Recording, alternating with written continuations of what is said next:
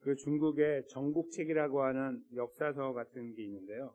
거기에는 이제 그 중국 역사 속 옛날부터 이루어졌던 일들을 이렇게 막 여러 가지 모양으로 모아놨다고 그래요. 그러니까 한국의 조선왕조 실록 같은 건 조선 왕조 500년을 다루잖아요. 근데 그런 거 말고 전체적으로 다루고 있는 역사라고 해요. 중국은 더 길잖아요. 이제 그런 자료도 많고 그런 것들을 이렇게 모아놓은, 다 모은 건 아니겠지만 그런 책이 정국책이라고 부르는데, 이 전자는 전쟁할 때 전자예요. 전쟁에 관련된, 그러니까 책략할 때 그런 말이고요. 근데 거기 나오는 이야기 중에 이제 하나의 이야기가 있어요. 아마 들어보신 분도 계실 건데, 초선 왕이라고 하는데, 조선이 아니고 초선인데, 신하들에게 물었어요. 내가 들으니까 북쪽 여러 나라들이 모두 소해휴리라고 하는 그 사람인데, 그 사람을 두려워한다는데 과연 어찌 된 일이냐, 이렇게 물어본 거예요. 신하들을 모아놓고. 초선왕이라고 하는 사람은 이제 힘이 센 사람인데, 신하들이 대답을 못했다고 그래요. 그래서 못하고 있는데, 그 중에 강일이라고 하는 사람이 대답을 하는데 이렇게 말해요. 호랑이가 백수를 찾아 잡아먹으려는데 여우를 만났습니다. 여우가 말하길, 그대는 감히 나를 잡아먹을 수 없다. 천재께서 나를 백수의 우두머리로 삼았으니 지금 그대가 나를 잡아먹는다면 이는 천재의 명을 거역하는 것이 된다. 그대가 내 말을 믿지 못하겠거든 내가 그대 앞에 서서 걸을 테니 그대는 내 뒤를 따라오면서 백수들이 나를 보고 감히 달아나지 않는 놈이 있나 보라, 이렇게 이야기한 거예요. 그러니까 여우가 호랑이를 만났는데 이렇게 말을 한 거예요. 그러니까 호랑이가 오케이 하고 뒤를 따라오는 거예요. 여우가 앞에 가고. 그렇게 된 거죠. 그렇게 말을 했어요. 호랑이가 그렇다고 여기고는 드디어 함께 가는데 만나는 짐승마다 모두 달아났습니다. 호랑이는 짐승들이 자기를 무서워해서 달아나는 줄 모르고 여우를 무서워해서 그런 줄로 여긴 것입니다. 하면서 이 강일이 말하는 거예요. 지금 왕의 국토가 5,000리가 되고 군사가 100만 명이나 되면서 이를 전국으로 소해율에게 맡겨놓고 계십니다. 그 때문에 북방 여러 나라들이 소해휴를 두려워하는 것인데, 이거는 그 사람이 아니고 왕의 갑병을 두려워하는 것으로서 백수가 호랑이를 두려워하는 것과 같습니다. 이렇게 말했습니다. 여기에서 나온 말이 바로 호가 호위예요. 호는, 앞에 호는 여우 호자, 그리고 뒤에 호는 호랑이 호자예요. 호가 가는 가짜라는 뜻이고 위는 위험인데, 여우가 호랑이를 등에 업고 자기가 진짜 센 것처럼 허세를 부리는 거다. 그 말이 여기서 나온 거예요. 호가 호위라고 하는 표현이 있는데요. 그러니까 이 이야기 잘 들어보면 굉장히 우스꽝스러운 이야기. 그렇죠? 호랑이가 자기가 가고 있기 때문에 짐승이 도망가는 건데, 자기 앞에 있는 여우 때문인 줄 착각하게 된 거예요. 지금 이 여우가 바로 소해휴리라고 하는 사람이에요. 그리고 이 초선왕은 뒤에 있는, 버티고 있는 범인 거죠. 그러니까 이 범 때문에 나라들이 무서워하는 거지 그 소해율 때문이 아닙니다. 이거 정확하게 짚어내서 설명한 겁니다. 참 지혜로운 말이죠. 근데 저희가 이제 이런 표현을 이렇게 읽으면서 생각하기를 저는 잘못된 거라고 생각하게 되는데요. 남의 일일 때는 더 그런데 저희 일일 때는 그렇지 않을 때가 있어요. 저희가 살면서 이제 때로는 우리가 노력하고 힘쓰고 애썼던 것들의 결과를 이렇게 얻을 때에 이것은 결국은 나의 피와 땀을 얻었다고 우리가 이제 고백하게 될 때가 있죠. 근데 우리 그리스도인들에게는 다른 고백이 하나 있어요. 그렇죠? 그것은 내가 한 것처럼 보이나 내 뒤에 계신 하나님께서, 나와 함께 하신 하나님께서 이루셨다라는 고백이죠. 오늘 이 고백은 바로 다윗의 입을 통해 나오는 거예요. 이 다윗이 하는 고백을 잠깐만 들여다보면서 얼마나 이게 깊이 있고 우리에게 큰 감동과 또 감화를 주고 우리들의 방향을 제시해 주는지 잠깐 살펴보려고 하는데요. 먼저 그가 하나님을 부르는 것부터 보겠습니다. 나의 반석이라고 부르고 있죠. 반석, 튼튼한 반석은 저희가 망치로 불도저로 깨도 깨지지 않는 강력한 그 큰 어떤 위엄을 자랑하잖아요. 그 큰 반석 위에 서 있는 안정감을 갖고 있는 다윗이 그를 고백하기를, 찬송을 드리면서 이렇게 말해요. 내 손을 가르쳐 싸우게 하셨다. 내 손가락을 가르쳐서 전쟁하게 하셨다. 그리고 내 손으로 이러니 칼을 잡고 휘둘렀던 이런 모든 것들은 하나님께서 나와 함께 하심으로 가능했다라고 먼저 고백을 하고요. 그런 다음에 여호와는 나의 사랑이라고 표현하죠. 이 사랑은 일반적인 사랑이 아니고요. 지난번에 우리가 앞에 지난 주일에 했던 말씀처럼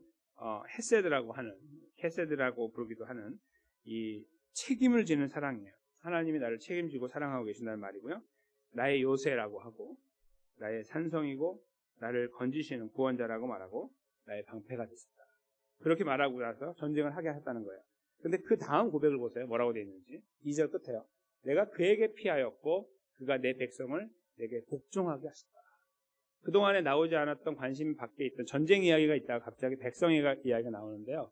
저는 여기에서 큰 감동을 받아요. 이 백성을 다스리는 다윗은 왕인데 지금 전쟁을 많이 해가지고 한국 역사에는 광개토 대왕 같은 거예요. 고구려에.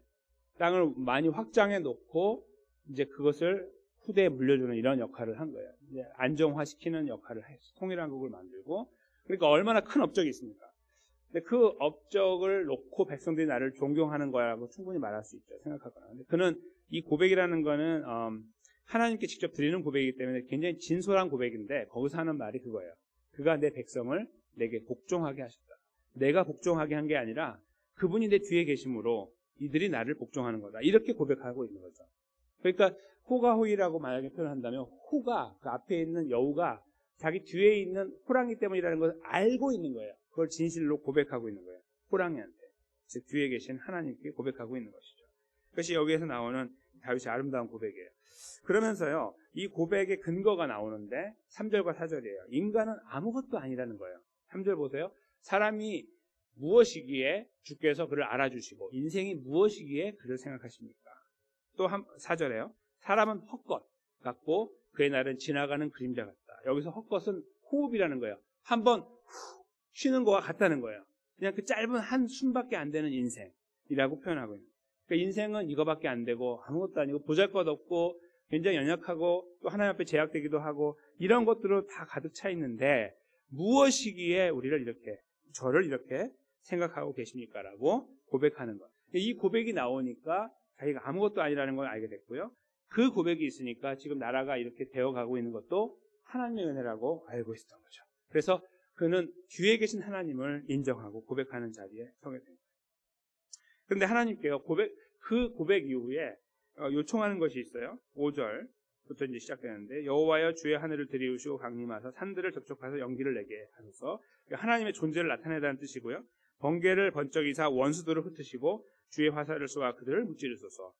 위에서부터 주의 손을 펴서 나를 큰 물과 이방인의 손에서 구하여 건지소서. 계속이요. 그들의 입은 거짓을 말하며 그의 오른손은 거짓의 오른손이기 때문입니다. 이렇게 말합니다.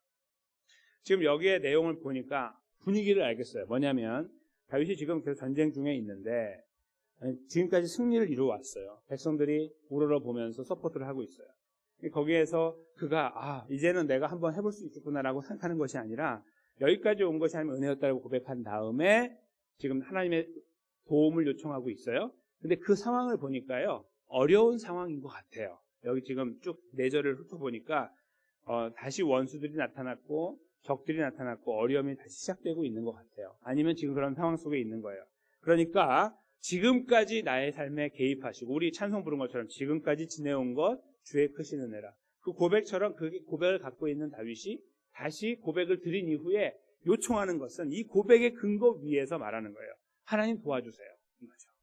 그러니까 무작정 달려가서 하나님이 도와달라고 할 수도 있어요. 너무 급할 때. 그렇죠? 우리가 그렇게 하잖아요. 근데 이 다윗은 지금 굉장히 곰곰이 과거를 돌아보는 거예요. 그러니까 하나님이 나에게 베푸신 놀라운 은혜가 보이고 사랑이 보이는 거예요. 그 위에 이렇게 서 있으니까 너무 감사한 거예요. 여기까지 온 것, 내 뒤에 하나님이 계심으로 내가 여기 왔습니다. 고백하고 인생은 아무것도 아닙니다 하더니 하나님 살려주세요. 이렇게 하고 있는 거예요. 다시 또 문제가 생겼어요. 하나님 저에게 그런 분이시잖아요. 은혜를 베풀어 주세요 라고 하나님께 요청을 하고 있음을 확인하게 됩니다. 그러면서 그 고백의 끝자락에서 하나님의 은혜로 내가 이 또 한 번의 고비를 넘긴다면 9절에요. 하나님께 찬양을 올려드리겠습니다. 그리고 하나님은 그 10절에 보면 왕들에게 구원을 베푸시는 이 모든 구원의 역사는 하나님으로부터 나오고 그리고 저에게 지금 어려움을 주고 있는 거기로부터도 하나님께서 저를 건지실 것을 믿습니다라고 10절에 고백을 하고 있죠. 그러면서 이방인의 손에서 나를 구하여 아까 그 오른손 이야기 나왔는데요.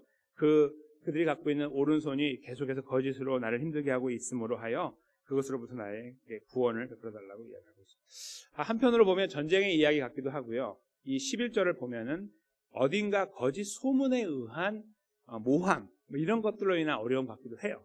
그러니까 그가 지금 지나가고 있는 상황 속에서 그것이 어떤 거든지 마음의 문제이건 보이는 문제이건 전쟁의 문제이건 가정의 문제이건 이 어떤 문제이건 간에 그가 이것을 가지고 하나님께 가는 거예요.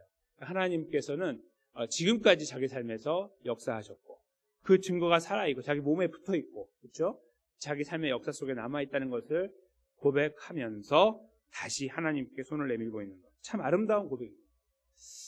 저희가 오늘 이 새벽에도 기도의 내용들이 많이 있고 주님 앞에 달려가려고 합니다. 근데 그 달려가려고 할 때에 너무나 힘들고 급하기 때문에 그냥 엎어져서 하나님 도와주세요 기도할 수도 있지만 오늘 기도의 방법에서 다윗이 했던 방법을 한번 저희가 같이 했으면 좋겠어요.